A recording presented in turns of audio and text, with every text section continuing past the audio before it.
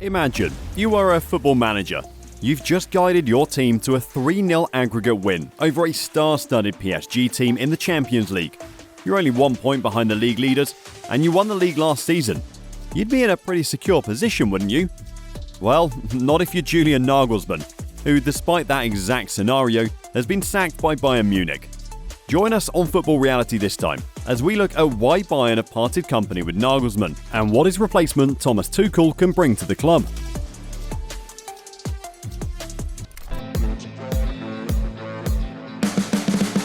Julian Nagelsmann's managerial star had been rising for a long time. After his playing career was over before it began thanks to knee injuries, he became part of the coaching setup at Hoffenheim, eventually becoming their manager in 2016, at the grand old age of 28. He transformed their fortunes, taking them from relegation candidates to 2 top 4 finishes in the Bundesliga, securing their first ever Champions League qualification. From there, he went to RB Leipzig, establishing them as regular Champions League knockout round appearance makers.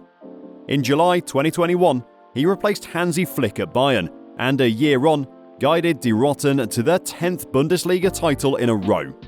So, when did it all go wrong? Did it actually go wrong at all? They have a Champions League quarter-final to come against Manchester City. They're still in the DFB Pokal. And as mentioned, they're just 1 point shy of Borussia Dortmund, with 9 matches still to play in the league. They could win the treble before the summer. They could, or they could end up with nothing. Unlike most big clubs that will part company with a manager after 1 or 2 trophyless campaigns, Bayern don't even entertain the possibility of failure. Not having the title virtually wrapped up at this stage of the season is something they haven't been used to since Jurgen Klopp's Dortmund were pushing them close nearly a decade ago, while progress to the latter stages of the Champions League and the Cup are minimum requirements for a club of this magnitude.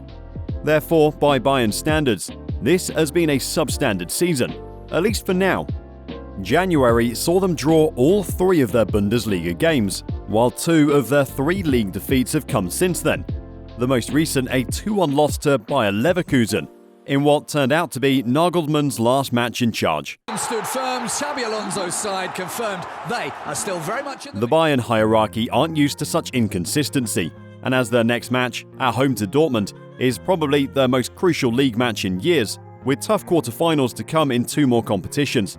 It's arguably not surprising that CEO Oliver Kahn and the board got cold feet.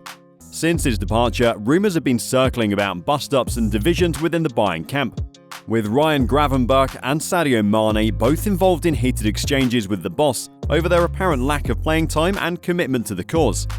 Mane's involvement may be surprising to some after the Senegalese star spent many harmonious years at Liverpool. Reports of a split in the dressing room, with Leon Goretzka and Joshua Kimmich staying loyal to Nagelsmann, while Serge Gnabry, Leroy Sané, Jamal Musiala and João Cancelo were in the Gravenberch-Mane camp. Cancelo recently arrived from Manchester City, having been a disruptive influence at the Etihad, according to those on the inside. So if he was already against the new manager, perhaps that says more about him than it does about Nagelsmann.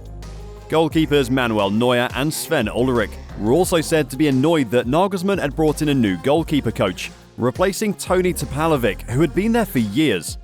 The players were also said to be unhappy with Nagelsmann's new relationship.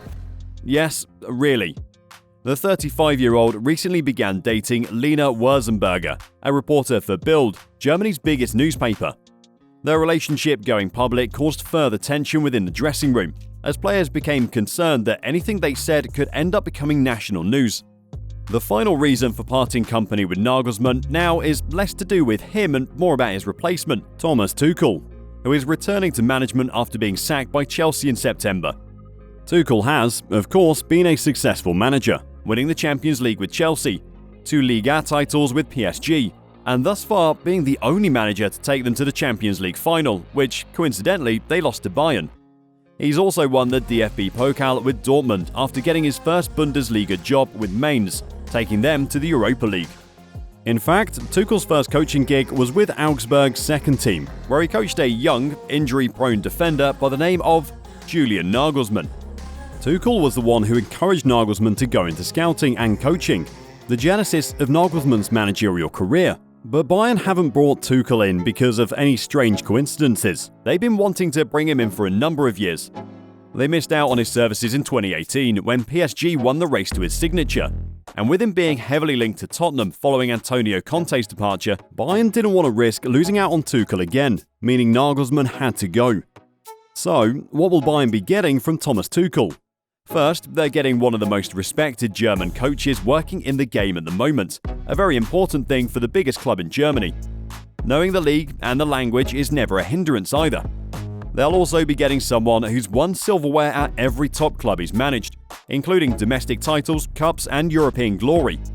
All three things the Bavarians are still chasing this time. At 49, Tuchel is by no means an elderly manager, yet he's definitely the senior of his predecessor and more experienced, which should help him command the respect from the squad and heal some of the divisions in the camp.